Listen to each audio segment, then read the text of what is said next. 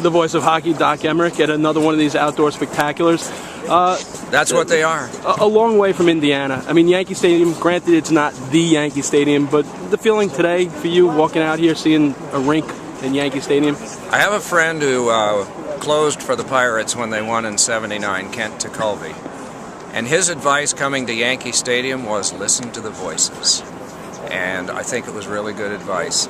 I got the tour yesterday of Memorial Park, and my goodness, that's impressive. And I think that that's probably, I hope that some of that winds up getting on tomorrow, because that's pretty important to me, and it's pretty important to people that have followed the other sport that's played here far more often. Have you ever seen a baseball game here live? I saw it the other place. I did see it at the old 1923 stadium. I did. I haven't seen one here. Turns out I tend to be out of the area at the time that they're playing baseball, and so I'm not. I watched a lot of games on television from here, but I've not seen a game here. What's your favorite memory from old Yankee Stadium?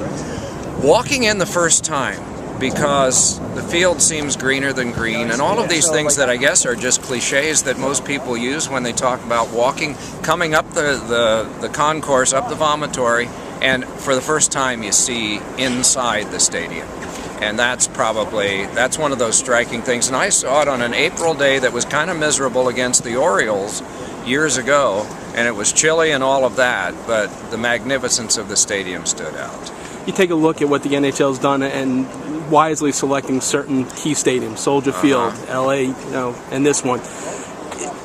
Talk about what it's like for the players to come into these stadiums that, some of them gone to them as kids to watch the other sports, and the crossover and what they feel when they walk into these stadiums. We seem to have a lot of Blue Jays fans in the rosters of these two teams, but I think that's probably because of their location in Ontario and Western Canada. Some of them have adopted the Blue Jays. But they, almost universally, when you talk to players, particularly after they've played in one of these stadium games, whether they win it or not, a smile comes to their face. And they say, we didn't win the game, but what an experience it was to play in. After this game is over, there might not be as much cordiality about losing the game because it means so much here in January in the standings.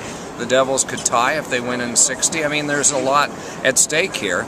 But the same token, they'll always remember that they skated with their families, they held their kids and went around the ice at Yankee Stadium, where all these great legends played, either next door or here.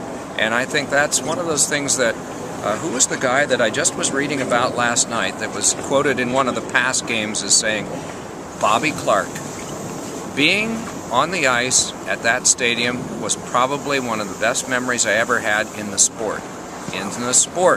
Now, this is a guy that played in the Super Series in '72, and one of the best memories I ever had in the sport was playing with a bunch of old-timers in Philly against the Rangers.